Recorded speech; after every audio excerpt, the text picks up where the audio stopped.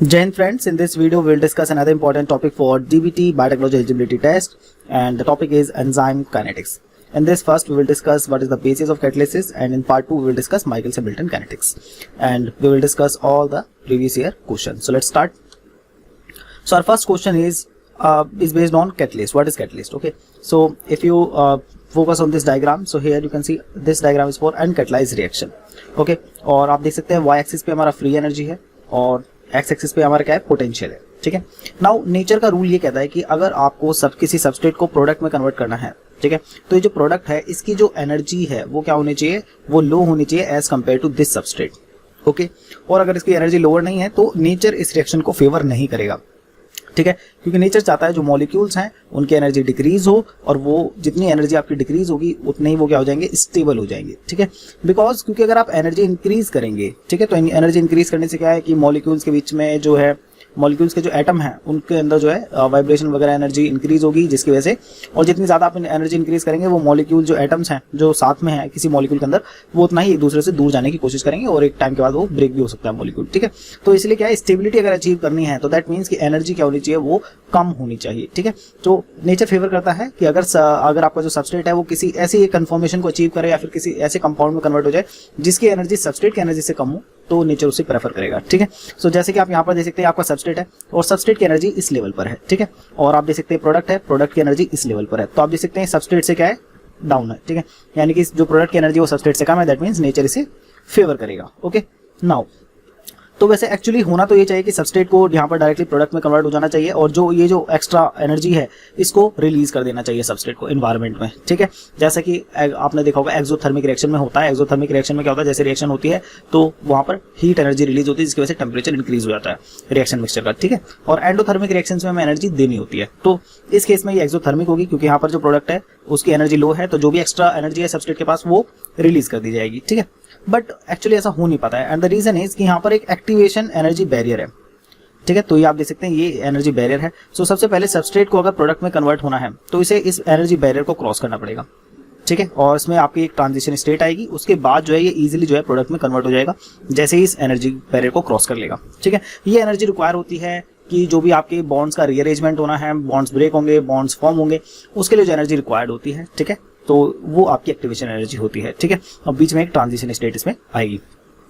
Okay, clear है. तो आप यहाँ पर क्लियरली देख सकते हैं कि ये जो आपकी एनर्जी है सबस्ट्रेट से प्रोडक्ट में कन्वर्ट होने के लिए. ठीक है, तो ये क्या है, यही आपकी एक्टिवेशन एनर्जी है. ठीक है, और ये जो एक्टिवेशन एनर्जी है यही डिटरमाइन करेगी कि रेट क्या होगा रिएक्शन का. रेट ऑफ रिएक्शन हम पहले डिस्कस कर चुके हैं कि कितने मॉलिक्यूल्स जो है कन्वर्ट हो रहे हैं per unit time, that is rate of reaction. Okay, so कितने मॉलिक्यूल सबस्ट्रेट के प्रोडक्ट में कन्वर्ट होंगे वो भी इसी एनर्जी बैरियर के ऊपर डिपेंड करता है. ठीक है, क्योंकि मॉलिक्यूल्स को इसे क्रॉस करना है. ठीक है, तो जितने ज्यादा मॉलिक्यूल इसे क्रॉस कर पाएंगे उतने ज्यादा जो है जो रेट है वो इंक्रीज हो जाएगा. क्लियर. इसके अलावा हो सकता है कि आपका ये रिवर्सिबल रिएक्शन हो. रिवर्सिबल रिएक्शन में सबस्ट्रेट तो प्रोडक्ट में कन्वर्ट होता ही है, बट प्रोडक्ट भी क्या है, वापस से आपका सबस्ट्रेट में कन्वर्ट हो सकता है. ठीक है, तो रिवर्सिबल रिएक्शन के लिए आप देख सकते हैं अगर इसे वापस जाना है, प्रोडक्ट से सबस्ट्रेट आपको फॉर्म करना है, तो इस केस में जो एक्टिवेशन एनर्जी बैरियर है वो ये होगा, और आप देख सकते हैं ये सबस्ट्रेट से प्रोडक्ट के कंपैरिजन में ज्यादा है एनर्जी. ठीक है, सबस्ट्रेट का सिर्फ इस यहाँ से लेकर के यहाँ तक इतना एनर्जी के गैप है. ठीक है, इस ये बैरियर है activation energy barrier, but product के लिए ये एनर्जी बैरियर ज्यादा है प्रोडक्ट से सबस्ट्रेट फॉर्म करने के लिए. ठीक है, और इसलिए हम कह सकते हैं कि इस रिएक्शन के लिए जो बैकवर्ड रेट ऑफ रिएक्शन है वो आपका कम होगा as compare to forward rate of reaction. क्यों? क्योंकि यहाँ पर ज्यादा एनर्जी चाहिए प्रोडक्ट मॉलिक्यूल्स को इस एनर्जी बैरियर को क्रॉस करने के लिए. आई होप ये आपको पॉइंट क्लियर हो गया है. और जब हम इस डायरेक्शन में जाएंगे, रिवर्स डायरेक्शन में जाएंगे, तो ये जो अमाउंट ऑफ एनर्जी है, ये जो एनर्जी गैप है, ये भी हमें फुलफिल करना पड़ेगा. यानी कि इस प्रोडक्ट को ये एनर्जी देनी पड़ेगी ताकि सबस्ट्रेट में कन्वर्ट हो सके. और इस टाइप की जो रिएक्शन जिसमें हमें एनर्जी देनी होती है उसको हम बोलते हैं endothermic reaction. Okay, I hope ये आपको ये पॉइंट भी क्लियर हुआ होगा. और इसी को हम बोलते हैं फ्री एनर्जी. ठीक है, तो ये क्या है, ये इस रिएक्शन की फ्री एनर्जी है, डेल जी नॉट. ओके, तो इससे हमें पता चलेगा अगर ये मान लीजिए नेगेटिव है, ठीक है, तो दैट मीन्स रिएक्शन स्पॉन्टेनियस होगी. जितना ये ज्यादा नेगेटिव होता है उतना स्पॉन्टेनियस होता है, बिकॉज ये एनर्जी गैप जितना ज्यादा इंक्रीज होगा प्रोडक्ट उतना स्टेबल होगा, तो नेचर उसको फेवर करेगा. और नेगेटिव्स का मतलब ये है कि वो जो एनर्जी है वो रिलीज की जाएगी इन्वायरमेंट में. ठीक है, और अगर ये पॉजिटिव होता है डेल जी नॉट, ठीक है, तो उस केस में जैसे कि हम बात करें प्रोडक्ट से सबस्ट्रेट की तरफ जाने में, ठीक है, तो उस केस में एनर्जी हमें देनी पड़ेगी, तो प्लस डेल जी नॉट का मतलब है कि एनर्जी में देनी पड़ेगी, तो एंडोथर्मिक रिएक्शन हो जाएगी. ठीक है, तो ये आपका फ्री एनर्जी है. आई होप ये बेसिक्स आपको क्लियर हो गए हैं. सो किसी भी अगर आपको ये रिएक्शन प्रोसीड करानी सबस्ट्रेट से प्रोडक्ट या प्रोडक्ट से यहाँ पर इस डायरेक्शन में मूव करना है, दोनों केसों में आपको ये जो एनर्जी बैरियर है इन्हें क्रॉस करना होगा। ठीक है, अगर हम सबस्ट्रेट से प्रोडक्ट बनाना चाह रहे हैं तो हमें ये एनर्जी बैरियर क्रॉस करना होगा, और अगर हम प्रोडक्ट से सबस्ट्रेट की तरफ जा रहे हैं तो हमें ये जो एनर्जी बैरियर है इसको क्रॉस करना होगा। ओके, और फिर यहाँ पर रोल आता है कैटलिस्ट का। ठीक है, कैटलिस्ट का, और अगर हम बात करें बायोलॉजिकल सिस्टम की तो वहां पर जो कैटलिस्ट का रोल प्ले करते हैं वो है आपके एंजाइम्स। ठीक है, सो एंजाइम या फिर जो कैटलिस्ट होते हैं ये क्या करते हैं, ये जो एक्टिवेशन एनर्जी है, ये जो आपने देखा, ये जो एनर्जी रिक्वायरमेंट है इसको डिक्रीज कर देते हैं। और कैसे डिक्रीज करेंगे, ये जो ट्रांजिशन स्टेट है, ठीक है, इसको स्टेबलाइज कर देंगे। ठीक है, तो आप देख सकते हैं ये आपका है फॉर एंजाइम कैटलाइज रिएक्शन, और यहाँ पर आप देख सकते हैं तो ये है आपका फॉर अनकैटलाइज रिएक्शन के लिए जो एनर्जी गैप है। ठीक है, और ये आप देख सकते हैं अब जैसे एंजाइम आ जाएंगे तो एक्टिवेशन एनर्जी गैप डिक्रीज हो गया। अब ये है आपका न्यू एक्टिवेशन एनर्जी बैरियर। ठीक है, और ये इसलिए हो पा रहा है क्योंकि ये जो एंजाइम है ये क्या कर रहा है, ये जो ट्रांजिशन स्टेट है उसको स्टेबलाइज कर देता है। ठीक है, उसको फिर मतलब जो है वीक इंटरेक्शन के थ्रू जो है सबस्ट्रेट से बाइंड करेगा और उसको हेल्प करेगा प्रोडक्ट में कन्वर्ट होने के लिए। क्लियर है, तो यहाँ पर क्या करते हैं एंजाइम या कैटलिस्ट, इनका रूल क्या है, ये एक्टिवेशन एनर्जी, ये जो एनर्जी गैप है इसको डिक्रीज करने में हेल्प करते हैं ताकि ज्यादा से ज्यादा मॉलिक्यूल इसे क्रॉस कर सके। लाइक अगर हम कहें कि जो आपके पास सिर्फ 10 मॉलिक्यूल्स हैं जिनके पास इतनी एनर्जी है कि वो इस बैरियर को क्रॉस कर सके, बट आपके पास ऐसे 100 मॉलिक्यूल्स हैं जो कि इस एनर्जी बैरियर को क्रॉस कर सकते हैं। ठीक है, तो अगर अनकैटलाइज रिएक्शन है तो सिर्फ ये 10 मॉलिक्यूल्स ही क्रॉस कर पाएंगे, तो रेट ऑफ रिएक्शन बहुत कम होगा। बट जैसे हम एंजाइम का यूज करेंगे तो एनर्जी, ये जो एक्टिवेशन एनर्जी है इसकी रिक्वायरमेंट कम हो जाएगी। ठीक है, तो ये जो 100 मॉलिक्यूल्स हैं ये इसको इजीली क्रॉस कर पाएंगे। ठीक है, यानी कि प्रोडक्ट में कन्वर्ट हो पाएंगे। तो ये रूल है आपका एंजाइम का या और कैटलिस्ट का, they reduce the activation energy. ठीक है, तो इसे हम एक्टिवेशन एनर्जी बोलते हैं। ठीक है, सो आप देख सकते हैं यहाँ पर एक catalyst reduces the free energy change of the reaction, तो फ्री एनर्जी में कोई भी चेंज नहीं आता, ये बिल्कुल रॉन्ग स्टेटमेंट है। Increase the free energy change of the reaction, again इसमें कोई चेंज नहीं आएगा। Reduces the activation energy of the reaction, तो ये रोल प्ले करता है एंजाइम और catalyst, that means option number C is the right answer. Okay, then second question is from DBT batch 2008, question number 230. A catalyst is one which speeds up the reaction by, कैसे speed up करते हैं reaction को, अभी हमने देखा by decreasing the activation energy। ठीक है, सो इसमें फर्स्ट ऑप्शन है the enthalpy of the reaction, wrong. Decreasing the free energy, wrong. Increasing the kinetic energy of the reaction, तो टेम्परेचर इंक्रीज करने से काइनेटिक एनर्जी इंक्रीज हो जाती है मॉलिक्यूल्स की, जिससे आपका रेट ऑफ रिएक्शन इंक्रीज हो सकता है। ठीक है, बट कैटलिस्ट ये टेम्परेचर इंक्रीज नहीं करते। ठीक है, तो ये ऑप्शन नहीं आएगा। कैटलिस्ट क्या करते हैं, ये एक्टिवेशन एनर्जी जो है उसको रिड्यूस करते हैं, डिक्रीज करते हैं। ठीक है, the next question is enzyme catalyse reaction by, तो आप देख सकते हैं काफी क्वेश्चन प्रीवियस ईयर्स में पूछे गए हैं एंजाइम कैटलाइसिस के ऊपर। ठीक है, सो इसमें फर्स्ट ऑप्शन है बाइंडिंग रेगुलेटरी प्रोटीन्स, तो ये रॉन्ग स्टेटमेंट हो जाएगा। Covalently modifying the active sites और रेसिड्यूज, ये भी आपका रॉन्ग है। Binding substrate with great affinity, bind करते हैं बट उससे उसका रोल नहीं है, तो ये भी रॉन्ग है। Selectively binding the transition state of reaction with high affinity, तो मैंने आपको बताया था कि ट्रांजिशन स्टेट को क्या करते हैं, स्टेबलाइज करते हैं एंजाइम, तो that means option number D is the right answer. ठीक है, जितनी प्रैक्टिस करेंगे उतना ही कॉन्सेप्ट जो है वो ज्यादा क्लियर होता चला जाता है। ठीक है, तो प्रैक्टिस कीजिए ज्यादा से ज्यादा। The next is Arrhenius equation, ये इक्वेशंस का क्या कहते हैं, ये आपको बताएंगी कि जो रेट कांस्टेंट है के, ठीक है, वो टेम्परेचर से के इसके ऊपर कैसे डिपेंड करता है। ठीक है, ये टेम्परेचर से कैसे अफेक्ट होता है, ये आपको अरेनियस इक्वेशन से पता चलता है। ये एक एम्पिरिकल इक्वेशन है, दैट मींस ये मैथ्स के टूल से डेवलप नहीं की गई है, इसको मतलब ड्राइव नहीं किया गया। इससे हम क्या करते हैं, जो एक्सपेरिमेंटल डेटा है उसमें ये फिट हो जाती है। ठीक है, तो उसके बेसिस पे डिजाइन की गई है, और ये हमें बताती है effect of temperature on reaction rate. Now इसका फॉर्मूला क्या होता है, इसका इक्वेशन क्या है, इसका इक्वेशन है के, यानी कि जो रेट कांस्टेंट है, equals to Arrhenius constant into exponential की पावर माइनस EA, ये is the activation energy divided by reservoir constant और ideal gas constant into temperature. Okay, so यहाँ पर भी आपको मीनिंग मिल जाएगा, ये आपका रेट कांस्टेंट है, ये आपका अरेनियस कांस्टेंट है, और ये आपका एक्टिवेशन एनर्जी हो जाएगा, ये आपका आइडियल गैस कांस्टेंट हो जाएगा, और ये आपका टेम्परेचर हो जाएगा। ठीक है, तो ये जो इक्वेशन है ये आपका रिलेशनशिप शो कर रही है टेम्परेचर और रेट कांस्टेंट का। अब इस इक्वेशन से हमें ये पता चलता है कि जैसे जैसे आप टेम्परेचर इंक्रीज करते हैं तो रेट कांस्टेंट की वैल्यू इंक्रीज होती है। तो अभी आपको देख करके नहीं पता चल रहा होगा, इसको अगर हम थोड़ा सा सिंप्लीफाई करें इस इक्वेशन को, तो इसे सिंप्लीफाई करेंगे तो लेट्स से यहाँ पर नेचुरल लॉग लेते हैं ताकि हम इस एक्सपोनेंशियल को हटा सकें। तो natural log of K equals to natural log within bracket A exponential minus EA और टी। ओके, तो natural log of K equals to, अब ये क्या है, मल्टीप्लाई में है, और मैंने आपको पहले भी रूल बताया है कि अगर दो टर्म्स मल्टीप्लाई में है तो आप उन्हें प्लस में लिख सकते हैं नेचुरल लॉग में। ठीक है, और अगर ये माइनस में होते हैं दो terms ln a minus ln b, तो उसे हम डिवाइड की फॉर्म में लिखते हैं, ln divide by a by b। ठीक है, जैसे हम ग्रोथ काइनेटिक्स की इक्वेशन में करते हैं। ओके, तो यहाँ पर भी हम क्या है, इनको सेपरेट कर सकते हैं, तो हो जाएगा ln a plus natural log of exponential minus e की a divide by RT। Now मैंने आपको पहले ही बताया कि जो एक्सपोनेंशियल और नेचुरल लॉग है ये दूसरे के अपोजिट होता है, जैसे कि स्क्वायर का अपोजिट अंडर रूट होता है, ठीक है। तो एक दूसरे को कैंसिल कर देंगे, जो हमारे पास बचेगा that will be natural log of K equals to natural log of A and minus E A divided by R T, ठीक है। सो ये फॉर्मूला अब आप लोगों के पास यहाँ पर आ चुका है, ठीक है। अब इसमें आप देख सकते हैं क्लियरली, इसको आप लीनियर लाइन इक्वेशन से भी मैच कर सकते हैं। लीनियर लाइन इक्वेशन क्या है, y equals to M X plus C, ठीक है। सी आपको पता है इस इक्वेशन में क्या होता है, कांस्टेंट होता है, और यहाँ पर नेचुरल लॉग ऑफ ए ये भी क्या है, कांस्टेंट है, क्योंकि अरेनियस कांस्टेंट क्या है, कांस्टेंट वैल्यू है, ठीक है। देन एक्स क्या है, जो वेरी करता है, ठीक है, तो वेरिएबल है ये, और यहाँ पर जो हमारा वेरिएबल है वो ये है टेम्परेचर, ठीक है। और एम क्या है, स्लोप को रिप्रेजेंट करता है, और स्लोप क्या होगा यहाँ पर, ये जो ई ए और आर टी है यानी कि एक्टिवेशन एनर्जी, और जो reserve constant idol gas constant है, ये आपका स्लोप हो जाएगा, क्योंकि एक्टिवेशन एनर्जी भी क्या है, कांस्टेंट है, तो इसलिए। और ये वाई आपका नेचुरल लॉग के, तो दैट मीन्स ये क्या है, ये आपका एक स्ट्रेट लाइन जो है ग्राफ यहाँ पर आप ड्रॉ कर सकते हैं इसके लिए, ठीक है। तो अगर हम इसका ग्राफ ड्रॉ करेंगे तो आपको कैसा लगेगा, ये आपको यहाँ पे हम फॉर्म कर रहे हैं।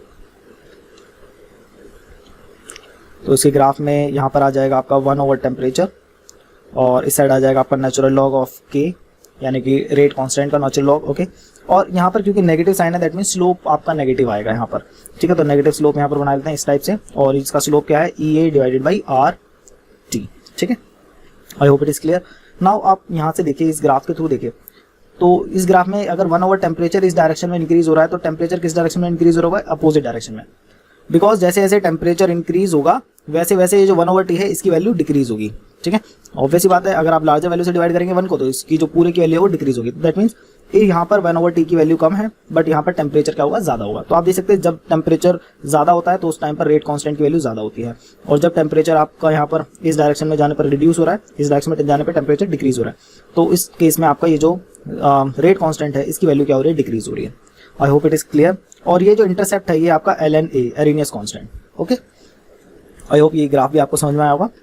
नाउ नेक्स्ट पॉइंट इज कि ये आपने देखा कि टेम्परेचर इंक्रीज होने से जो रेट कांस्टेंट है वो भी इंक्रीज होता है। अब इसके पीछे का लॉजिक भी थोड़ा समझ लेते हैं, ठीक है। तो लॉजिक को समझने के लिए देखिए, अरेनियस इक्वेशन जो है 3 चीजों को कंसीडर करता है। पहला, अगर आप चाहते हैं कि रिएक्शन हो तो उसके लिए पहले इंपॉर्टेंट जो चीज है वो है कि कोलिजन हो। अगर कोलिजन नहीं होगा, 2 मॉलिक्यूल्स एक दूसरे को कोलाइड नहीं करेंगे, तब तक वो रिएक्शन नहीं हो सकती, ठीक है। दूसरा ये है कि कोलिजन तो हुआ, बट हो सकता है कि वो उस एंगल पे ना टकराए हो जिससे कि उनके बीच में रिएक्शन हो सके। सो इफेक्टिव कोलिजन में क्या है, जो कोलिजन है वो आपका उस साइड से हुआ है दोनों मॉलिक्यूल्स का, जिससे कि वो रिएक्शन हो सके, ठीक है। So that is effective collision. बाकी जिस भी एंगल पे होगा उसके अलावा वो सब क्या है, नॉन इफेक्टिव होंगे, यानी कि उनका कोलिजन का कोई वैल्यू नहीं होगा। तीसरा, इफेक्टिव कोलिजन होने के बाद भी जरूरी नहीं है कि रिएक्शन हो, उसके बाद ये भी जरूरी है कि उन मॉलिक्यूल्स के पास इतनी एनर्जी होनी चाहिए कि वो उस एक्टिवेशन एनर्जी जो बैरियर है उसको क्रॉस कर सकें, ठीक है। तो पहला क्या, कोलिजन होना चाहिए, दूसरा इफेक्टिव कोलिजन होना चाहिए, और उसके बाद ये भी जरूरी है कि जो एनर्जी है वो इतनी होनी चाहिए मॉलिक्यूल्स के पास कि वो एक्टिवेशन एनर्जी बैरियर को क्रॉस कर सके, अदरवाइज क्या होगा, रिएक्शन नहीं होगी। तो टेम्परेचर इंक्रीज होने से क्या होता है, जब हम टेम्परेचर इंक्रीज करते हैं तो टेम्परेचर इंक्रीज करने से जो मॉलिक्यूल्स हैं इनकी जो काइनेटिक एनर्जी है वो इंक्रीज हो जाती है, और काइनेटिक एनर्जी इंक्रीज हो जाएगी तो कोलिजन का नंबर इंक्रीज हो जाएगा, इफेक्टिव कोलिजन का नंबर इंक्रीज हो जाएगा, और उसके साथ साथ क्योंकि यहाँ पर टेम्परेचर इंक्रीज हुआ है तो उसके साथ क्या है, इनकी एनर्जी भी, मॉलिक्यूल्स की जो काइनेटिक एनर्जी इंक्रीज हुई है तो वो एनर्जी जो है एक्टिवेशन जो बैरियर है, एनर्जी बैरियर है, उसको क्रॉस करने में भी हेल्प करेगी। आई होप इट इज क्लियर, ये आपको कॉन्सेप्ट क्लियर हुआ। तो टेम्परेचर इंक्रीज करने से मॉलिक्यूल की एनर्जी इंक्रीज हो जाती है, नंबर ऑफ कोलिजन भी बढ़ जाते हैं, जिससे जो है रिएक्शन का रेट फास्ट हो जाता है, ओके। नाउ अगर आप इस ग्राफ को देखें तो हमने डिस्कस किया था कि यहाँ पर ये क्या है, ये अनकैटलाइज्ड रिएक्शन के लिए और कैटलाइज्ड रिएक्शन के लिए। तो कैटलाइज्ड रिएक्शन में आपका ये डाउन एक्टिवेशन एनर्जी की रिक्वायरमेंट कम हो जाती है, बट टेम्परेचर इंक्रीज करने से एक्टिवेशन एनर्जी कम नहीं होती है, एक्टिवेशन एनर्जी आपकी यही रहेगी टेम्परेचर इंक्रीज करने से। बट होता क्या है कि जो नंबर ऑफ मॉलिक्यूल्स हैं, देखिए एक मॉलिक्यूल्स के पास एक मिनिमम एनर्जी होनी चाहिए, ठीक है, ताकि वो रिएक्शन कर सके जिससे उसका कोलिजन हुआ है, ठीक है। तो अगर वो उस रिएक्शन को उसे करना है तो दैट मीन्स उसके पास एक मिनिमम एनर्जी होनी चाहिए। तो यहाँ पर आप देख सकते हैं ये आपके नंबर ऑफ मॉलिक्यूल्स हैं वाई एक्सिस पर, ठीक है। आप देख सकते हैं लोअर टेम्परेचर पर जो ज्यादातर जो मॉलिक्यूल्स हैं उनकी एनर्जी जो है, ठीक है, वो इस मिनिमम एनर्जी से काफी कम है, ठीक है। तो ज्यादातर मॉलिक्यूल्स इस लेफ्ट हैंड साइड है, ठीक है। जो मॉलिक्यूल्स हैं लोअर टेम्परेचर पे, ऐसा नहीं है लोअर टेम्परेचर पे सारे सभी मॉलिक्यूल्स का जो टेम्परेचर है वो लो होगा, कुछ ऐसे भी मॉलिक्यूल्स होंगे जिनके पास इतनी एनर्जी होगी कि अगर उनका कोलिजन होता है तो वो क्या है, रिएक्शन कर सकें, ठीक है। तो आप देख सकते हैं ये जो मैंने हाईलाइट किया है यहाँ पर, ये रीजन, ये आपका लोअर टेम्परेचर का वो मॉलिक्यूल्स है लोअर टेम्परेचर पे जिनकी एनर्जी जो है ये जो मिनिमम एनर्जी रिक्वायरमेंट है उससे ज्यादा है, तो इनका कोलिजन होगा तो यहाँ पर रिएक्शन होगी। तो ऐसा नहीं लोअर टेम्परेचर पर रिएक्शन नहीं होती, वहां पर भी रिएक्शन होती है, बट रेट कम होता है। तो आप देख सकते हैं टेम्परेचर इंक्रीज करने से आप ये आपका न्यू यहाँ पर ग्राफ यहाँ पर फॉर्म हुआ है, ठीक है, जिसमें ये जो है रीजन थोड़ा ब्रॉड हो गया है, ठीक है। अब जो है नंबर ऑफ मॉलिक्यूल्स जो है जिनकी जो एनर्जी है वो इस मिनिमम एनर्जी जो है इससे ज़्यादा है, उनका नंबर यहाँ पर आप देख सकते हैं इंक्रीज हो गया। अब ये आपका न्यू है, ठीक है, जब आपने टेम्परेचर इंक्रीज किया तो ये अभी ये न्यू फ्रैक्शन है, जो कि जो लोअर टेम्परेचर था, ठीक है, आप देख सकते हैं ये लोअर टेम्परेचर का फ्रैक्शन है मॉलिक्यूल्स का जिनके पास इतनी एनर्जी है जो कि रिएक्शन कर सकें, और हायर टेम्परेचर पे ये जो फ्रैक्शन है मॉलिक्यूल्स का ये इंक्रीज हो गया है, ठीक है। तो जैसे जैसे हम टेम्परेचर इंक्रीज करेंगे तो जो ज़्यादा जो नंबर ऑफ मॉलिक्यूल्स हैं उनकी एनर्जी इस मिनिमम एनर्जी से ज़्यादा हो जाएगी, और इसीलिए जो रेट ऑफ रिएक्शन है वो फास्ट हो जाएगा, ठीक है। ये जो एनर्जी है ये आपका एक्टिवेशन एनर्जी है, ठीक है, बैरियर है, ठीक है। अगर मॉलिक्यूल्स की एनर्जी से ज़्यादा होगी तो वो इजीली जो है प्रोडक्ट फॉर्म कर लेंगे, ठीक है। तो टेम्परेचर इंक्रीज होने से क्या हो रहा है कि जो ये जो फ्रैक्शन है मॉलिक्यूल्स का जिनके पास जो एनर्जी है वो इस मिनिमम एनर्जी से ज़्यादा है वो इंक्रीज हो जाता है, ठीक है, उनका नंबर इंक्रीज हो जाता है, okay. So the question is from 2019 paper, question number 144, the rate of reaction increases by increase in temperature because first collision frequency increases. ये ट्रू है, बट इसके साथ साथ एनर्जी भी इंक्रीज होनी चाहिए, ठीक है, तो सिंपली ए नहीं हो सकता। एनर्जी ऑफ प्रोडक्ट डिक्रीज, ये तो होगा ही नहीं। Then C fraction of molecules possessing energy greater than और equals to threshold energy increases. ये मैंने अभी आपको पॉइंट क्लियर किया कि जो फ्रैक्शन है मॉलिक्यूल्स का वो इंक्रीज हो जाता है, ऐसे मॉलिक्यूल्स का फ्रैक्शन जिनकी एनर्जी उस मिनिमम एनर्जी से ज्यादा है, यानी कि जो थ्रेशोल्ड या फिर जो एक्टिवेशन एनर्जी उससे ज्यादा है, ठीक है। That means option number C is the right answer. And fourth is mechanism of reaction is change, तो ये टोटली रॉन्ग है। The next is how does the rate of typical chemical reaction vary as a function of temperature। तो अभी हमने Arrhenius equation discuss की है, ठीक है, जो कि क्या बताती है कि रेट ऑफ रिएक्शन या रेट कांस्टेंट जो है वो टेम्परेचर से कैसे अफेक्ट होता है, ठीक है। उसमें ऑप्शन नंबर ए जो है ये आपका Arrhenius इक्वेशन को रिप्रेजेंट कर रहा है। That means option number A is the right answer. The next question is an enzyme has an activation energy of 10,700 calorie per mole. How many times faster will the reaction proceed at 37 degree Celsius compared to 15 degree Celsius, ठीक है। तो यहाँ पर temperature है और हमसे पूछा गया है कि रेट को कैसे अफेक्ट कर रहा है। दैट मीन्स यहाँ पर Arrhenius इक्वेशन यूज करेंगे। तो यहाँ पर जो रेट कांस्टेंट है that will be equals to Arrhenius constant E exponential की power minus EA divided by RT, ठीक है, ये फॉर्मूला में यूज करना है। तो ये हो गया आपका, इसको अगर हम टेम्परेचर 1 कंसिडर कर लेते हैं, ये हमारा T1 है और इसको 37, ये आपका फाइनल T2, ठीक है, और के प्राइम हम इसे मेंशन करें बताने के लिए कि ये आपका न्यू के रेट कांस्टेंट है, okay. A again exponential EA divide by R T2, okay.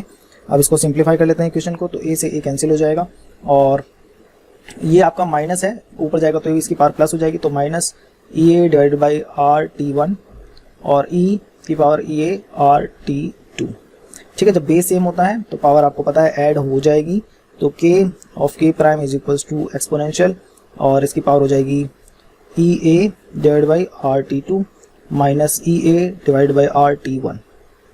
इसमें से हम EA बाई R कॉमन ले सकते हैं, तो exponential of EA divide by R within bracket 1 over T2 minus 1 over T1, okay, equals to exponential. अब ये हमें पता है ये जो एक्टिवेशन एनर्जी कितनी है 10,700 डिवाइड बाई रिजर्व कांस्टेंट की वैल्यू कैलोरी में अगर हम देखें, ठीक है, तो ये इसकी यूनिट है कैलोरी पर मोल एक्टिवेशन एनर्जी की, ठीक है, और रिजर्व कांस्टेंट की वैल्यू होगी 1.9872, ये आपको याद करनी पड़ेगी, कैलोरी पर केल्विन पर मोल, ठीक है, ये वैल्यू आपको याद करनी पड़ेगी। क्योंकि ये जो क्वेश्चन है ये आपका सेक्शन बी में से आप देख सकते हैं क्वेश्चन नंबर 108, तो ये सब्जेक्ट स्पेसिफिक क्वेश्चन है और ये कंसिडर किया जाता है कि आपका ये स्पेशलाइज मतलब आप इस सब्जेक्ट में काफ़ी वर्स्ड है, ओके।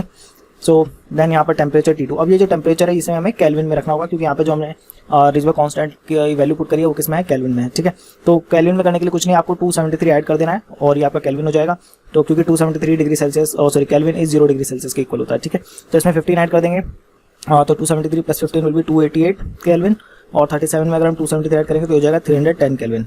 तो इसको पुट कर देते हैं, तो हो जाएगा 310 minus 288, okay, that will be equals to, अभी से हम कैलकुलेटर कैल से सॉल्व कर लेंगे, 1 divide by 310 minus with in bracket 1 divide by 288, okay, after that multiply 10,700 divided by 1.9872 and इसका एक्सपोनेंशियल में निकालना होगा हमें, एक्सपोनेंशियल ऑफ आंसर इज, तो यहाँ से आपका आंसर आ रहा है 0.2653, तो K बाई K प्राइम की वैल्यू हमारे पास ये आ गई है, ओके।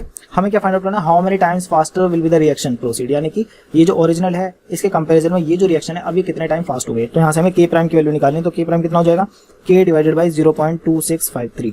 अब क्योंकि यहाँ पे सिर्फ एक हमें एवरेज वैल्यू निकालनी है तो मैं 2653 को कंसिडर कर लेता हूँ 0.25 के इक्वल, कैलकुलेशन ईजी हो जाएगी, ठीक है। तो 1 डिवाइडेड बाई 0.25 K पॉइंट हटाएंगे तो 100 हो जाएगा, 25 इंटू 4 इज 100, तो ये आ गया आपका 4k, यानी कि जो आपका न्यू k है ये क्या है 4 टाइम्स है आपका जो प्रीवियस रेट कांस्टेंट है, यानी कि जो आपकी रिएक्शन है वो 4 टाइम्स फास्ट हो जाएगी। That means option number C is the right answer. Okay, तो क्योंकि यहाँ पे हमें सिर्फ एवरेज आंसर देना था इसलिए मैंने इसको क्या किया 0.2653 को राउंड ऑफ कर लिया एक तरीके से। ओके, तो ये जो क्वेश्चंस हैं इनकी आपको प्रैक्टिस करनी पड़ेगी, अगर आप इनको प्रैक्टिस कर लेंगे तो ये क्वेश्चन आप 100% जब एग्जाम आएंगे तो आप इनको सॉल्व कर पाएंगे। Next question is which one of the following amino acid changes in the active site of an enzyme is most likely to change its activity. तो एक्टिविटी कब चेंज होगी, अगर जो न्यू अमाइनो एसिड ठीक है जो आया है अगर उसकी जो प्रॉपर्टी है वो डिफरेंट है जिसको उसने रिप्लेस किया है तो एक्टिविटी चेंज हो जाएगी एंजाइम की। ठीक है, तो फर्स्ट ऑप्शन में लाइसिन एंड आर्जिनिन ये दोनों ही क्या है, ये दोनों ही आपके पॉजिटिवली चार्ज अमाइनो एसिड हैं और इसीलिए यहाँ पर प्रॉपर्टी जो है इतनी इफेक्ट नहीं होगी, तो एक्टिविटी भी इतनी चेंज नहीं होगी। देन सेकंड है आपका ल्यूसिन एंड आइसोल्यूसिन। ठीक है, तो ल्यूसिन एंड आइसोल्यूसिन अगर आप देखें तो ये क्या है दोनों ही नॉन पोलर एलिफेटिक हैं, आर ग्रुप कैरी करते हैं। ठीक है, और तो इसलिए इनकी प्रॉपर्टी में भी कुछ ज्यादा चेंज नहीं है, तो यहाँ पर भी एक्टिविटी चेंज नहीं होगी। सी में आपका है ग्लूटामेट एंड एस्पार्टेट, दोनों ही क्या है आपके ये नेगेटिवली चार्ज अमाइनो एसिड्स है, इनमें COH ग्रुप है आपका। ठीक है, तो यहाँ पर भी आपकी प्रॉपर्टी इतनी ज्यादा चेंज नहीं होगी। देन ऑप्शन नंबर डी की बात करें तो यहाँ पर क्या है, एक तो हो गया आपका लाइसिन और दूसरा आपका प्रोलिन, तो दोनों में क्या है काफी डिफरेंस है, एक आपका पॉजिटिवली चार्ज अमाइनो एसिड है और दूसरा आपका नॉन पोलर अमाइनो एसिड है। ठीक है, प्रोलिन, और उसका स्ट्रक्चर भी आप देखेंगे तो डिफरेंट है, तो इसलिए ये option number D is the right answer. ये अगर यहाँ पर इस टाइप का म्यूटेशन चेंज होता है तो इससे एक्टिविटी काफी ड्रास्टिकली चेंज हो जाएगी एंजाइम की। ठीक है, देन ये आपके लिए कुछ स्लाइड्स हैं, आप इनको रीड कर सकते हैं। ठीक है, इस टाइप के क्वेश्चन भी आपसे एग्जाम में पूछे जा सकते हैं।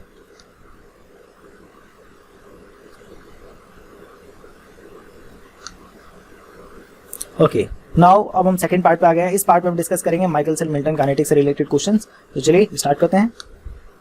Our first question is the product concentration in an enzyme catalyzed reaction increases linearly with time. From this we can conclude that, देखिए यहाँ पे बोला है कि जो प्रोडक्ट की जो कंसंट्रेशन है वो लीनियरली इंक्रीज हो रही है विद टाइम, तो इस यहाँ पर आपका टाइम है और यहाँ पर आपकी प्रोडक्ट की कंसंट्रेशन है।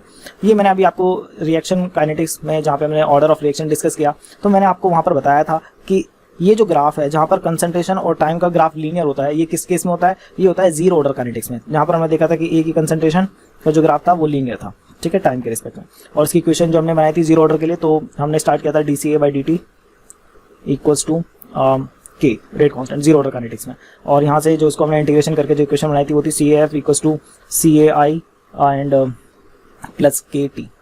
ओके, तो ये आपका लीनियर लाइन इक्वेशन से मैच हो रहा था, y equals to mx plus c। Okay, जहाँ पर आपने देखा था कि जो ये आपके y के इक्वल है और ये जो CI ये इंटरसेप्ट है, x यहाँ पर टाइम है जो वेरी कर रहा है, m यहाँ पर जो स्लोप है वो रेट कांस्टेंट के इक्वल है। तो ये आपका क्या है, ये जो इक्वेशन है ये किसके लिए, ये है आपका लीनियर लाइन इक्वेशन को रिप्रेजेंट कर रहा है और ये जीरो ऑर्डर काइनेटिक्स की इक्वेशन है। ठीक है, तो दैट मींस ये जो प्रोडक्ट कंसंट्रेशन एंजाइम की जो कि लीनियरली इंक्रीज हो रही है टाइम के साथ, ये जीरो ऑर्डर काइनेटिक्स को रिप्रेजेंट कर रही है। ठीक है, तो इसमें क्या ऑप्शन दिए हैं, इसमें पहला है कि एंजाइम इज डीएक्टिवेटिंग, तो एज सच कोई यहाँ से इन्फॉर्मेशन नहीं मिल रही है इसके लिए।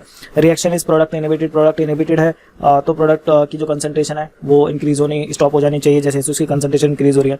KM value are very high, तो ये हम यहाँ से नहीं बता सकते हैं। ठीक है, और रिएक्शन इज जीरो ऑर्डर, ये हमें यहाँ से पता चल रहा है जो कि मैंने अभी आपको एक्सप्लेन भी किया है। ठीक है, the next question is in an enzymatic reaction following Michelson-Milton kinetics, doubling the substrate concentration from S0 to 2S0 resulted in an increase in rate of reaction by 2%. Which of the following statement is true? Okay, so इस question को solve करने के लिए हमें पहले दोनों equation लिखनी पड़ेंगी और उनको कंपेयर करना होगा। ठीक है, तो Michelson-Milton kinetic की इक्वेशन है V equals to Vmax S divided by Km plus S। Okay, ये आपकी Michelson-Milton kinetic इक्वेशन। नाउ हुआ क्या है कि यहाँ पर आपका जो रेट ऑफ रिएक्शन है ये कितना इंक्रीज हो गया, 2% इंक्रीज हो गया है। ठीक है, सो 2% इंक्रीज हो गया है, तो ये आपका हो जाएगा 1.02 ऑफ V। तो जो न्यू V है, ये इसकी जगह पर जो न्यू V आया है वो क्या है 1.02 है। 1.02 मतलब 2% इंक्रीज हुआ है। पहले ये कितना था, 1 था, 1 का 2% कितना होता है 0.02, तो उसको ऐड कर दीजिए 1 में, तो 1.02। Okay, equals to Vmax as it is रहेगा। सबस्ट्रेट की कंसंट्रेशन क्या की थी, डबल की थी, पहले S0 था अभी 2S0 हो गया, तो पहले ये आपका S0 था अभी कितना हो गया, ये हो गया 2S0 divide by Km plus 2S0। अब हमें ये सारी चीज़ें प्रूव करनी है, बट इसके लिए हमें पहले इन्हें कंपेयर करना होगा। ठीक है, तो कंपेयर करते हैं, देखते हैं क्या चीज़ें कट कर सकते हैं। तो ये आप देख सकते हैं ये आपका कैंसिल हो जाएगा, Vmax से Vmax कैंसिल हो जाएगा, S0 से ये वाला S0 कैंसिल हो जाएगा, ये प्लस में है इसलिए इनको कैंसिल नहीं किया जा सकता। ठीक है, तो फिर इनकी मल्टीप्लाई कर देते हैं नीचे से नीचे एंड ये ऊपर, तो ये आपका 2 जो है ये मल्टीप्लाई हो जाएगा। ठीक है, तो नीचे आएगा, पहले ही ऊपर जाएगा, तो ये आएगा Km plus 2S0 divided by, और नीचे आ जाएगा 2 विद इन ब्रैकेट के एम प्लस एस नॉट, और एक इसके इक्वल आ रहा है 1 डिवाइडेड बाई 1.02। ओके, नाउ अब हमें क्या है, के एम और एस के बीच का रिलेशन चाहिए ताकि हम इन्हें फाइंड आउट कर सके, तो इसलिए हम इसको सॉल्व भी कराएं। ठीक है, तो अब यहाँ पर क्रॉस मल्टीप्लाई कर सकते हैं, तो क्रॉस मल्टीप्लाई करेंगे तो हो जाएगा 1.02 K M plus 2.04 S naught equals to 2 K M plus 2 S not. यहाँ पर 2 की मैंने अंदर मल्टीप्लाई कर दिया। ठीक है, अब के एम की टर्म्स को एक साइड ले जाते हैं और एस नॉट की टर्म्स को एक साइड। ठीक है, सो इसको मैं यहाँ पर भेज रहा हूँ क्योंकि 2 के एम बड़ा है तो उसको यहाँ पर लाएंगे तो वो नेगेटिव हो जाएगा, जरूरी नहीं है। और यहाँ पर एस नॉट बड़ा है as compare to 2 S naught, तो इसको हम यहाँ पर ले आते हैं ताकि नेगेटिव ना आए वैल्यू। ठीक है, सो यहाँ पर एस के एम की वैल्यू और एस नॉट की वैल्यू में देखें तो एस की वैल्यू हो जाएगी यहाँ पर आपका 1.04, क्योंकि 2 में से 2.04 माइनस करेंगे तो 0.04 बचेगा। 0.04 एस नॉट इक्वल्स टू, और ये 2 में से 1.02 माइनस करेंगे तो ये हो जाएगा 0.98 K M. I hope it is clear. अब क्योंकि हमें सिर्फ यहाँ पे एक एवरेज आइडिया देना है तो इसको हमें इस टाइम 1 कंसिडर कर लेते हैं 0.198 को, तो that means K M is equals to 0.04 S naught. और मैं आपको पहले बता चुका हूँ ये फ्रैक्शन है, इसको अगर आपको परसेंटेज की फॉर्म में देखना है तो इसको मल्टीप्लाई 100 करेंगे तो that means 4% of S not. ठीक है, के एम इक्वल्स टू 0.04 का मतलब क्या है, 0.04 फ्रैक्शन, इसको आप जो है परसेंटेज में कन्वर्ट करना चाहते हो मल्टीप्लाई 100 कर दीजिए तो ये आपका आ गया 4%। तो दैट मीन्स के एम जो है वो सिर्फ 4% है किसका, जो सबस्ट्रेट कंसंट्रेशन है। ठीक है, फर्स्ट ऑप्शन में देखिए क्या बोला, फर्स्ट ऑप्शन बोला है के एम जो है वो इतना बड़ा है कि वो 2 एस नॉट से भी ज्यादा बड़ा है, बट यहाँ पर तो हम देख रहे हैं तो सिर्फ 4% है एस नॉट का, तो 2 एस नॉट से तो कैसे बड़ा ही हो सकता है, तो ये ऑप्शन ए गलत हो जाएगा। देन हम बी वाले ऑप्शन को देखते हैं, तो बी वाले ऑप्शन में अगर आप देखें तो ये आपका एस नॉट, तो के एम यहाँ पे बताया कि के एम एस नॉट से बड़ा है, तो के एम तो एस नॉट से बड़ा है ही नहीं, वो तो के एम जो है वो तो एस नॉट से छोटा है, सिर्फ 4% है उसका, तो ये भी स्टेटमेंट रॉन्ग हो जाएगी। सी की तरफ देखेंगे तो यहाँ पर के एम क्या है, एस नॉट बाई 2 से बड़ा है, ये भी स्टेटमेंट बिल्कुल रॉन्ग है। ठीक है, ये पार्ट तो ठीक है कि के एम जो है एस नॉट से छोटा है, बट ये पार्ट भी रॉन्ग है क्योंकि ये सिर्फ 4% है, तो अगर इस सबस्ट्रेट कंसंट्रेशन का हाफ भी कर देंगे आप, ठीक है, तो भी जो है यहाँ पर इतना इफेक्ट नहीं पड़ेगा। ठीक है, तो भी इस पर इतना इफेक्ट नहीं पड़ेगा, 8% हो जाएगा वो, सिर्फ इसका एस नॉट बाई 2 का कितना हो जाएगा, 8% हो जाएगा, तो बट है तो 80%, तो अभी भी कम है, तो यहाँ पर तो ज्यादा बताया हुआ है, तो ये गलत है स्टेटमेंट। देन लास्ट है कि K M is very very lesser than S not by 2, तो ये स्टेटमेंट एकदम करेक्ट है। हम देख सकते हैं कि के एम सिर्फ 4% है, और अगर हम एस नॉट बाई 2 की बात करेंगे तो ये हो जाएगा 8% of S not by 2। Clear, तो that means option number D is the right answer. तो थोड़ा लॉजिकली आपको देखना होगा क्वेश्चन को और आप इसको इजीली सॉल्व कर पाएंगे।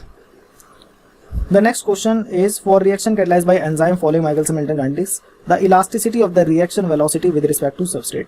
इलास्टिसिटी का मीनिंग होता है कि अगर हम किसी मेटाबोलाइट या किसी इफेक्टर की कंसंट्रेशन को चेंज करते हैं तो उससे जो एंजाइम कैटलाइज रिएक्शन है वो कितना अफेक्ट हो रही है। ठीक है, सो दैट इज इलास्टिसिटी, वो जितना अफेक्ट होगी इलास्टिसिटी उतनी ही ज्यादा है। ठीक है, तो यहाँ पे मेंशन भी क्या हुआ, elasticity coefficient describe the effect of a change in the concentration of a metabolite और effector on the rate of an enzyme reaction when the concentration of all remaining metabolite and effector are held constant. ठीक है, तो इसके इन points को आप read कर लीजिएगा एक बार। नाउ तो ऑप्शन नंबर ए यहाँ पे बोल रहा है decrease with increase in substrate concentration. देखिए होता क्या है, जब हम एंजाइम कैटलाइज रिएक्शन की बात करते हैं तो ये होता है V और यहाँ पर आता है आपका सबस्ट्रेट कंसंट्रेशन। तो जैसे जैसे सबस्ट्रेट कंसंट्रेशन इंक्रीज होती है तो पहले तो लीनियर होता है, उसके बाद जाकर के आप देख सकते हैं क्या हो जाता है, एक टाइम के बाद कांस्टेंट हो जाता है, यानी कि इससे ज्यादा जो है वेलोसिटी इंक्रीज नहीं हो सकती, उसको हम बोलते हैं Vmax। तो दैट मीन्स अगर सबस्ट्रेट कंसंट्रेशन इंक्रीज करेंगे तो ये जो वेलोसिटी है, रेट ऑफ रिएक्शन है, ये क्या हो जाएगा, ये आपका कांस्टेंट हो जाएगा, यानी कि जीरो ऑर्डर काइनेटिक्स में फॉलो करने लगेगा। तो इस स्टेज में यहाँ पर जीरो ऑर्डर फॉलो हो रही है और ये जो पोर्शन है यहाँ पर फर्स्ट ऑर्डर फॉलो हो रही है। ठीक है, इसलिए बोलते हैं माइकल-मोल्टन काइनेटिक्स क्या है, ये आपका मिक्स्ड जो है शो करती है। ठीक है, काइनेटिक्स। ओके, तो यहाँ पर ये बताया गया है कि decrease with increase in substrate concentration, जैसे जैसे आप सबस्ट्रेट कंसंट्रेशन इंक्रीज करेंगे वैसे वैसे जो है इलास्टिसिटी आपकी डिक्रीज होने लगेगी। क्यों? क्योंकि आप देखिए ध्यान से लॉजिकली समझिए कि ये जो पोर्शन है यहाँ पर सिर्फ इतना जो सबस्ट्रेट का जो चेंज आ रहा है, इतना सबस्ट्रेट में जो चेंज आया है, इससे आप देख सकते हैं कितना इफेक्ट हुआ है, Vmax काफी इफेक्ट हुआ है इससे, जो सॉरी Vmax नहीं, इससे जो वेलोसिटी है एंजाइम कैटलाइज रिएक्शन की वो काफी इफेक्ट हुई है, वो पहले यहाँ थी और इस चेंज होने से ये आपकी यहाँ पर आ गई है। बट इस पोर्शन की बात करें तो आप देख सकते हैं कितना ज्यादा हमने यहाँ पे सबस्ट्रेट का चेंज किया है, उसके बावजूद जो है यहाँ पर वेलोसिटी में ज्यादा चेंज नहीं आ रहा है। ठीक है, तो दैट मीन्स कि ये अब इलास्टिक नहीं रही है रिएक्शन, यहाँ पर सबस्ट्रेट की कंसंट्रेशन चेंज होने से ज्यादा इफेक्ट नहीं होता है किस पर, rate of enzyme catalyse reaction पर। ठीक है, तो ये option number A is the right answer for this question, कि जो इलास्टिसिटी है वो डिक्रीज होती है जैसे जैसे आप कंसंट्रेशन इंक्रीज करते हैं, क्योंकि आप देख सकते हैं ये जो रीजन है, ठीक है, इस रीजन में सबस्ट्रेट कंसंट्रेशन काफी चेंज हुई है बट उससे इतना जो है वेलोसिटी के ऊपर इफेक्ट नहीं हुआ है। ठीक है, बट ये जो लोअर रीजन है, लोअर सबस्ट्रेट कंसंट्रेशन रीजन है, यहाँ पर काफी इफेक्ट होता है। क्लियर? वेल इसका फॉर्मूला भी है इलास्टिसिटी का, ये है Km divided by Km plus S, ठीक है। तो इससे भी आप फाइंड आउट कर सकते हैं इलास्टिसिटी। और यहाँ पर आप देख सकते हैं सबस्ट्रेट कंसंट्रेशन अगर आप इंक्रीज करते हैं तो इलास्टिसिटी क्या है आपकी डिक्रीज होने लगेगी, ठीक है। The next question is from 2018, question number 7. An enzyme is reported to have Km 10 millimolar, Vmax 30 millimolar per second. Assume Michelson-Morley kinetics, the reaction velocity at substrate concentration 20 millimolar will be. So ये easy question है, simply formula put करना है, V equals to Vmax S divided by Km plus S, और इस फॉर्मूले में आपको सारी वैल्यू पुट कर देनी है। तो Km की Vmax की वैल्यू कितनी है, Vmax आप देख सकते हैं 30 मिलीमोलर पर सेकेंड, ठीक है। ये हो गया आपका Vmax। सबस्ट्रेट कंसंट्रेशन कितनी है, सबस्ट्रेट कंसंट्रेशन है 20 मिलीमोलर डिवाइडेड बाई Km की वैल्यू कितनी है 10 मिलीमोलर प्लस आपका सबस्ट्रेट 20 मिलीमोलर। देखिए ऐड आप उन्हीं टर्म्स को कर सकते हैं जिनकी यूनिट सेम है, तो यहाँ पर आप देख सकते हैं दोनों की यूनिट सेम है तो एडिशन पॉसिबल है। तो यहाँ पर डिवाइड में आएगा 30 मिलीमोलर, ऊपर आपका 20 मिलीमोलर एंड 30 मिलीमोलर पर सेकेंड। अब यहाँ पर जो कैंसिल हो जाए उनको कैंसिल कर दीजिए, मिलीमोलर से मिलीमोलर कैंसिल हो जाएगा, 30 से 30 कैंसिल हो जाएगा, तो आंसर क्या आ जाएगा 20। यूनिट क्या बचेगी, यूनिट इसकी बच जाएगी मिली मोलर पर सेकेंड। तो ये आपका आंसर आएगा, ठीक है, जो कि ऑप्शन नंबर सी से मैच कर रहा है। तो यूनिट भी मैच करनी चाहिए, ठीक है।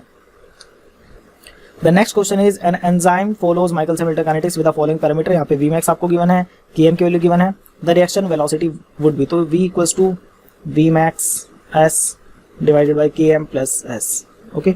तो इसे हमें फाइंड आउट करना है, तो इसको सॉल्व करते हैं, देखें कैसे सॉल्व होगा। तो Vmax की वैल्यू हमारे पास है दैट इज 5 मिलीमोलर पर सेकेंड, Km की वैल्यू भी हमारे पास है 2.5 मिलीमोलर, बट हमारे पास S की वैल्यू नहीं है और ना ही V की वैल्यू है। तो ऑप्शन में देखिए क्या है, ऑप्शन में हमें फाइंड आउट करना है, क्वेश्चन में फाइंड आउट करना है रिएक्शन वेलोसिटी। तो इसके लिए हमें क्या वैल्यू चाहिए, इसके लिए हमें सबस्ट्रेट की वैल्यू चाहिए, अदरवाइज हम इसे फाइंड आउट नहीं कर पाएंगे, ठीक है। ऑप्शन ए में बोला गया है 2.5 millimolar eight all substrate concentration, ऐसा तो होता ही नहीं है, क्योंकि हमें पता है कि जो एंजाइम कैटालाइज रिएक्शन है वो सबस्ट्रेट कंसंट्रेशन को भी डिपेंड करते हैं। तो ऑप्शन नंबर ए रॉन्ग हो जाएगा। बी है equal to Vmax at all substrate concentration, again same बात है, सबस्ट्रेट कंसंट्रेशन पे डिपेंड करती है, तो ये भी नहीं होगा, ठीक है। ऑल्दो कोई स्पेसिफिक कंडीशन ना दी हो, जैसे आपने जीरो ऑर्डर काइनेटिक्स में देखा है, वहां पर जो ये वेलोसिटी है वो आपकी कांस्टेंट हो जाती है, फिक्स हो जाती है, ओके। देन है option number C. Option number C में आपको बताया गया है कि 1.67 millimolar per second at substrate concentration of 1.25 millimolar. तो इसे हमें चेक करना पड़ेगा, इस सबस्ट्रेट कंसंट्रेशन को पहले हमें यहाँ पे पुट करना पड़ेगा, उसके बाद हम इसे चेक कर सकते हैं कि आंसर सेम आ रहा है या नहीं आ रहा। तो ये हो जाएगा 5 मिलीमोलर पर सेकंड और सबस्ट्रेट की कंसंट्रेशन दी है 1.25 millimolar divided by 2.5 millimolar plus 1.25 millimolar. तो ऐड करेंगे तो हो जाएगा 5 मिलीमोलर पर second 1.25 millimolar divided by 3.75 millimolar, okay. तो मिलीमोलर से मिलीमोलर कैंसिल हो जाएगा एंड ये 1.25 का ये 3 टाइम्स है, ठीक है। तो ये 3 आ जाएगा, 5 डिवाइड बाई 3 करना है तो 5 डिवाइड बाई 3, तो 3 बन जाए 3 एंड 2 आ जाएगा, 3 6 18 एंड अगेन 3 6 18, तो 667 आप इसको ले सकते हैं, 1.667 यूनिट आएगी मिलीमोल पर सेकेंड, ठीक है। तो आप देख सकते हैं ऑप्शन नंबर सी में आंसर राइट है, 1.67 millimole per second. Option number D check करने की जरूरत नहीं पड़ेगी। The next question is an enzyme reaction follow Michelson-Morley kinetics. What will be the reaction velocity at a substrate concentration Km divided by 3? तो यहाँ पे जो है सबस्ट्रेट कंसंट्रेशन Km by 3 के इक्वल है। तो अगेन फॉर्मूला यूज करेंगे V equals to Vmax। तो जितना आप प्रैक्टिस करेंगे ना उतना ही क्वेश्चन आपको इजी हो जाएंगे आप लोगों के लिए, ठीक है। तो हो जाएगा Km प्लस S। तो सॉल्व करते हैं Vmax की वैल्यू, तो Vmax को Vmax ही रहने देते हैं क्योंकि गिवन नहीं है हमें, बट ऑप्शन में जो आंसर है वो Vmax की टर्म्स में ही है। देन सबस्ट्रेट की कंसंट्रेशन उन्होंने बताया कि Km by 3 के इक्वल है, तो S की जगह पर हम रखेंगे Km divided by 3 divided by Km plus substrate की जगह पर again Km divided by 3 equals to Vmax, again bracket में Km divided by 3 divided by, अब यहाँ पर आप एलसीएम ले लेंगे तो हो जाएगा 3 और 3 प्लस 1 4, तो ये जाएगा 4 Km डिवाइडेड बाई 3, ओके। अभी डिवाइडेड बाई 3 से डिवाइड बाई 3 कैंसिल हो जाएगा, तो और यहाँ पर Km से Km कैंसिल हो जाएगा, तो आंसर आ जाएगा Vmax by 4। That means option number D is the right answer. The next question is the reaction velocity V versus substrate concentration profile was performed for an enzyme A using 1 milligram enzyme per assay. Similar experiment was carried out under identical conditions except that the concentration of enzyme used was 2 microgram per assay. Under these conditions the kinetic constant, ठीक है, the kinetics constant यानी कि Km and Vmax। तो ये आप देख सकते हैं 2 ईयर में पूछा गया है, 2016 में भी 2013 में भी, 3 साल के बाद पूछा जा रहा था, 19 में नहीं पूछा गया, पूछा था, तो आपके उसके बाद जो है हम ऐसा कह सकते थे कि वो 2022 में भी पूछा जाता, ठीक है, बट क्या पता आ जाए, तो ये भी आपके लिए इंपॉर्टेंट हो सकता है। तो चलिए देखते हैं, यहाँ पे हमें बताना है कि KM इफेक्ट होगा या VMX इफेक्ट होगा, इसमें से कौन सी जो कांस्टेंट है वो इफेक्ट होंगे। तो इन्होंने क्या करा है, इन्होंने 1 माइक्रोग्राम पहले यूज किया था, अब ये यूज कर रहे हैं 2 माइक्रोग्राम। तो इन्होंने क्या करा है, कंसंट्रेशन इंक्रीज की है, किसकी, एंजाइम की। तो जब हम कंसंट्रेशन इंक्रीज करते हैं तो ग्राफ में क्या चीज अफेक्ट होती है, V, और ये आपका सबस्ट्रेट कंसंट्रेशन इस डायरेक्शन में, ठीक है। तो आपने देखा ग्राफ कुछ इस टाइप से होता है इसका, ठीक है। यहाँ पर आपका क्या होता है, Vmax, ओके। तो देखिए क्या होगा कि जैसे ही आप एंजाइम की जो कंसंट्रेशन है उसको इंक्रीज करेंगे तो ये जो Vmax है ये इंक्रीज हो जाएगा। क्यों हो जाएगा इंक्रीज, क्योंकि Vmax बता रहा है कि मैक्सिमम जो रेट है एंजाइम कैटालाइज रिएक्शन का, और रेट का मतलब होता है कि कितने मॉलिक्यूल्स आपके कन्वर्ट हो रहे हैं पर यूनिट वॉल्यूम पर यूनिट टाइम, 1 सेकंड में कितने मॉलिक्यूल्स कन्वर्ट हो रहे हैं। तो जितने ज्यादा एंजाइम होंगे ऑब्वियस सी बात है कि उतना ही ज्यादा रेट होगा, ठीक है। मतलब जितने ज्यादा एंजाइम होंगे उतने ही ज्यादा जो है सबस्ट्रेट मॉलिक्यूल वो कन्वर्ट करेंगे प्रोडक्ट में 1 सेकंड के अंदर, ठीक है। जैसे मतलब आप नंबर ऑफ वर्कर्स इंक्रीज करें तो काम फास्ट हो जाएगा और ज्यादा मतलब काम हो पाएगा, ठीक है। तो सिमिलरली यहाँ पर भी वो केस है। तो पहले जो Vmax था, ये जो मैक्सिमम वेलोसिटी जो अचीव हो रही थी रिएक्शन की, वो तब थी जब लेट्स से कि 10 वर्कर्स काम कर रहे थे। अब क्योंकि हमने वर्कर्स इंक्रीज कर दिए, दुगने कर दिए हैं, तो हमारे पास 20 वर्कर्स हैं, तो उनके जो वर्क करने का जो रेट है वो इंक्रीज होगा, वो ज्यादा होगा एज कम्पेयर टू 10 वर्कर्स। तो उसके लिए जो ग्राफ है वो कुछ इस तरीके से आप यहाँ पर फॉर्म कर लेंगे। अब जो है मतलब इसके लिए क्या आ जाएगा, न्यू Vmax आ जाएगा। और अगर आप थोड़ा सा और डिटेल में डिस्कस करना चाहते हैं इनको, तो आप जो है हमारे एंजाइम की वीडियोस देख सकते हैं, प्लेलिस्ट में आपको मिल जाएंगी, वहाँ पे डिटेल में पूरा एक्सप्लेन किया गया है एंजाइम काइनेटिक्स को, ओके। बट यहाँ पर जो KM है, ठीक है, KM रिप्रेजेंट करता है आपका कि जो सबस्ट्रेट की concentration at half maximum velocity, ठीक है। तो Vmax का जो हाफ है, ठीक है, उस पर जो सबस्ट्रेट की कंसंट्रेशन है उसे रिप्रेजेंट करता है KM, ठीक है। तो पहले आप देख सकते थे KM यहाँ पर इस लाइन को यहाँ पर कट कर रहा था, अब ये इसको यहाँ पर कट करेगा, बट जो इसकी पोजीशन है KM की वो दोनों के लिए सेम ही होगी। तो ये एंजाइम स्पेसिफिक होती है, ठीक है। KM जो है ये एंजाइम स्पेसिफिक होती है, ये कंसंट्रेशन पे डिपेंड नहीं करती है एंजाइम के, ठीक है। ये एंजाइम की प्रॉपर्टी है, उस पर्टिकुलर एंजाइम की प्रॉपर्टी है, ठीक है। तो इसलिए ये इफेक्ट नहीं होगी चाहे आप कंसंट्रेशन को इंक्रीज कीजिए या नहीं मत कीजिए। आप देख सकते हैं पहले यहाँ ये आपका Vmax/2 था, ये रेड वाली के लिए मतलब जो प्रीवियस थी लाइन, और अब आपने कंसंट्रेशन इंक्रीज कर दिया तो Vmax/2 अब यहाँ पर आएगा दूसरी लाइन के लिए, बट जो KM की पोजीशन है वो सेम रहेगी, ठीक है। तो that's why option number C जहाँ पे मेंशन है कि जो KM है वो रिमेन सेम रहेगा, और बट जो Vmax है वो क्या है, इंक्रीज हो जाएगा, ठीक है। So that means option number C is the right answer for this question. Okay, then our next question is in an enzyme catalyse reaction KM की वैल्यू आपको प्रोवाइड की गई है, ठीक है, और rate of reaction at substrate concentration, तो substrate की कंसंट्रेशन आपको प्रोवाइड की गई है, और ये आपका वेलोसिटी भी आपको प्रोवाइड की है, Vmax आपको फाइंड आउट करना है। तो इजी है क्वेश्चन। देखिए कोई भी क्वेश्चन हो सबसे पहले उसको खुद से ट्राई कीजिए, अगर आप उसको खुद से ट्राई नहीं करेंगे तो आपको पता नहीं चलेगा कि आप मिस्टेक कहाँ पर कर रहे हैं, उसके बाद ही सॉल्यूशन को देखिए, ठीक है। अदरवाइज जो है एग्जाम में आपको जाकर के कुछ भी समझ में नहीं आएगा कि कैसे उसको सॉल्व करना है। तो पहले खुद से ट्राई करें फिर सॉल्यूशन को देखें, ओके। तो यहाँ पर सिंपली आपको फॉर्मूला में पुट कर देनी है value V = Vmax S divided by KM + S। But यहाँ पर एक्चुअली प्रॉब्लम ये आएगी कि यहाँ पर यूनिट थोड़ी डिफरेंट है, ठीक है। यहाँ पर आप देख सकते हैं माइक्रोमोल पर लीटर, ये माइक्रोमोल पर लीटर, बट ये मोलर है, तो इसको हमें चेंज करना पड़ेगा सबस्ट्रेट कंसंट्रेशन को, इसे भी हमें माइक्रोमोल में ही लेकर के आना पड़ेगा, ठीक है। तो ताकि यूनिट सबकी सेम हो जाए। तो सबस्ट्रेट की कंसंट्रेशन गिवन है 1.2 × 10⁻⁻² मोलर, मोलर मतलब moles per litre, moles per litre. ये तो होता है मोलैरिटी, मोलैरिटी क्या होता है, number of moles divided by volume in litre, तो वो मोलर इक्वल्स टू मोल पर लीटर आप इसको लिख सकते हैं। इसे हमें माइक्रो मोल बनाना है, माइक्रो मतलब होता है 10⁻⁻⁶, ठीक है। तो 10⁻⁻² तो ऑलरेडी यहाँ पर है, हमें 10⁻⁴ और चाहिए, तो इस 1.2 से हमें लेना पड़ेगा। तो अगर हम किसी बड़ी वैल्यू को छोटा बनाना चाहें तो 10 की पावर जो है यहाँ पर हमें इंक्रीज होगी, मतलब इसकी वैल्यू हमें इंक्रीज करनी पड़ेगी। तो इसकी वैल्यू अगर हम इंक्रीज करेंगे तो कितना, हमें 4 तक ले जाना है, तो 12000 इन माइक्रोमोल पर लीटर, ये आएगी आपकी माइक्रोमोल्स के टर्म्स में, ठीक है। अब आप यहाँ पर क्लियरली देख सकते हैं कि KM तो बहुत छोटा है इसके कंपैरिजन में, ठीक है।